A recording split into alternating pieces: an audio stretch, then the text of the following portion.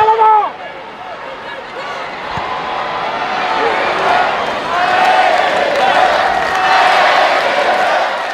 C'est une liste élargie avec 30 joueuses, volontairement parce qu'il y avait beaucoup de joueuses blessées et qui n'avaient pas participé au premier rassemblement.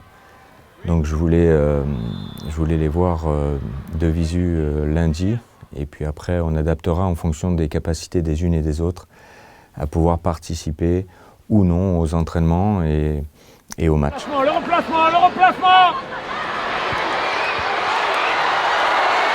Je positionne les joueuses dans des catégories défenseurs, milieu, attaquantes, parce que c'est un point de vue pratique aussi pour présenter à la presse, pour voilà, sectoriser.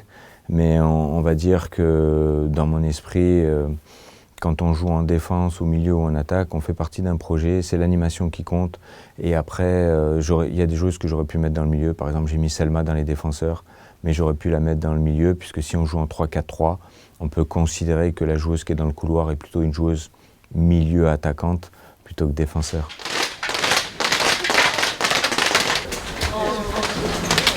Ça, c'est une très bonne nouvelle. Ça veut dire que les clubs ont bien travaillé aussi sur le retour en forme des joueuses. J'ai vu que Sandy Toletti hier a joué 90 minutes, Marie-Antoinette Katoto a enchaîné les matchs et les buts aussi.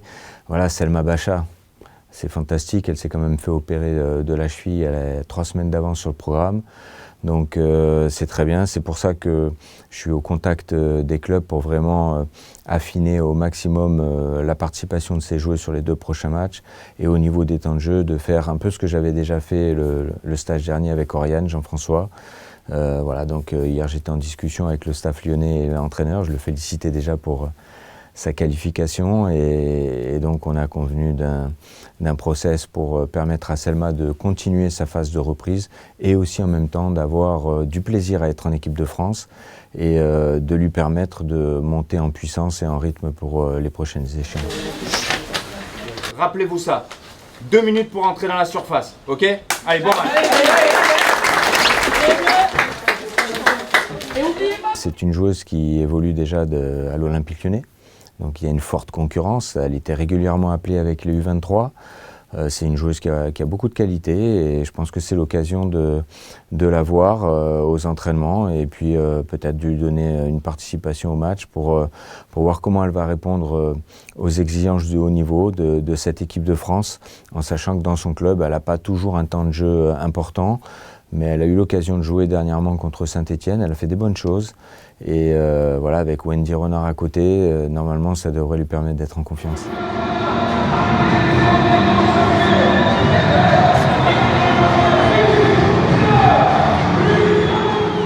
On a passé notre premier diplôme d'initiateur ensemble à Boulouris dans le Var. Je l'ai redécouvert lors de mon 2e passage à Nice, puisque j'étais entraîneur de l'équipe de réserve et puis lui il était entraîneur des gardiens de l'OGC Nice professionnel. Il a fait 8 ans, avec aussi un passage au niveau de la formation, de la préformation, donc voilà, il a un bagage important. Et puis au-delà de ça, c'est surtout une bonne personne, quelqu'un qui a des valeurs, et puis un ancien international de cette équipe de France A, et puis un parcours remarquable puisqu'il a il a 532 matchs au niveau professionnel, donc je pense qu'il va beaucoup apporter à nos gardiennes.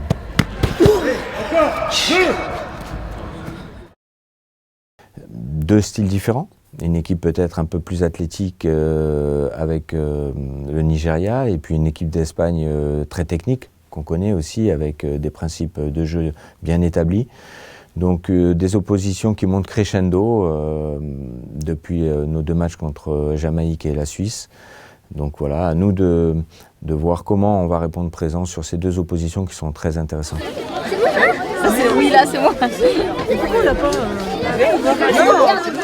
Ah, ça c'est massif. C'est pas forcément un bon souvenir puisqu'on avait perdu 2-0 en Espagne cette finale de Ligue des Nations. Mais ça me rappelle aussi qu'on avait atteint la finale, donc quelque part on avait fait un bon parcours. Voilà, ça va nous permettre de voir comment on a progressé depuis. Oui, déjà au mois de février, donc il va y avoir la trêve, les joueuses vont pouvoir récupérer, elles vont repartir sur un nouveau cycle. Et puis 2 beaux matchs au mois de février qu'on jouera à domicile contre la Norvège et l'Islande. 2 très belles nations de football, donc une belle compétition et pour nous des matchs qui doivent nous permettre de monter en puissance pour aller jusqu'à l'Euro.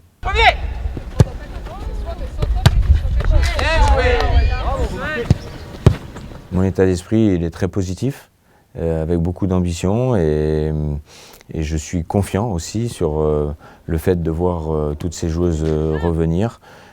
Ça va être un bon rassemblement qui va me permettre vraiment à la sortie de ce rassemblement de faire un bilan et de pouvoir me poser et de pouvoir constituer la meilleure liste possible en février avec une concurrence, parce qu'il faut savoir qu'en équipe de France, il y a une forte concurrence, et aussi de voir comment elles vont évoluer dans leur club jusqu'au mois de février pour que ce groupe qui va démarrer cette Ligue des Nations soit vraiment performant.